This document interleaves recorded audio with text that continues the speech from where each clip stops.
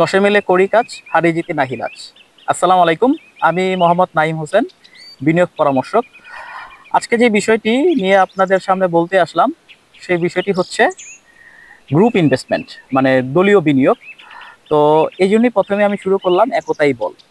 তো আমাদের কাছে একটা প্রশ্ন আসে, প্রশ্নটি হচ্ছে এমন: আমরা 5 বন্ধু আছি, বা আমরা 10জন কলিগ আছি, বা আমরা 5টা ফ্যামিলি আছি।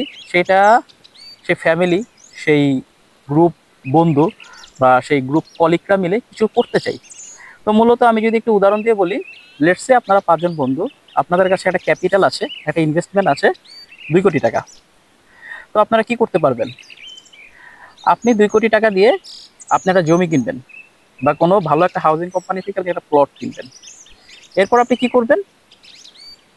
ওই জমিটা 1 বছর বা 2 বছর রেখে দিবেন। এরপরে আপনি শেয়ার আকারে জমির শেয়ারটা সেল করবেন। জমির শেয়ার নিয়ে যদি কোনো কোশ্চেন থাকে, বুঝতে যদি কোনো সমস্যা হয়, আমার পর্ব 1 ভিডিওটি দেখার জন্য আমন্ত্রণ রইল। ভিডিও ডেসক্রিপশনে পর্ব 1-এর লিঙ্ক দিয়ে দেব। তো যখন আপনি শেয়ার আকারে আপনার জমিগুলি বিক্রি করবেন, তখন আপনি উইন উইন সিচুয়েশনে অনেক রিটার্ন আপনি পাবেন। এরপরে যখন আপনার শেয়ার সব সোল্ড আউট হয়ে যাবে, এরপর আপনি কনস্ট্রাকশনের কাজ হাত দিবেন। এই কনস্ট্রাকশনের ব্যয়টা যাদের কাছে আপনি শেয়ার সেল করছেন, তারাই আপনাদেরকে দিবে। এখন প্রশ্ন হচ্ছে, আপনি তো রিয়েল এস্টেট সম্পর্কে কিছু জানেন না, আপনি ক্লায়েন্ট কোথায় পাবেন? বিলিভ মি, আপনি যখন এই প্রজেক্ট স্টার্টেড দিবেন, তখন আপনার কারো কাছে যেতে হবে না, তারাই আপনার কাছে আসবে, আমাকে একটা শেয়ার দাও, আমাকে একটা ফ্ল্যাট দাও। কেন আসবে জানেন? রাজুকের ভেতরে এবং রাজুকের বাহিরে, যেটাই বলি, আপনি যদি মিনিমাম 1000+ স্কোয়ার ফিটের একটি ফ্ল্যাট যদি আপনি পারচেস করতে যান, সেই ক্ষেত্রে আপনার মিনিমাম 50-60 লাখ টাকা লাগবে। আর ওইখানে যদি ওই ভদ্রলোক বা ওই আপনার ক্লায়েন্ট যদি নেয়, সেই ক্ষেত্রে আপনার কস্টিং অনেক কমে যায়। এই জন্যই আসলে সে আপনার কাছে আসবে।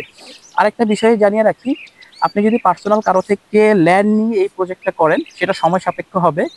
আমার সবচেয়ে বেশ পরামর্শ হচ্ছে আপনার জন্য বা আপনাদের জন্য, আপনারা কোনো হাউজিং কোম্পানি থেকে এই জমিগুলি অধিগ্রহণ করতে পারেন।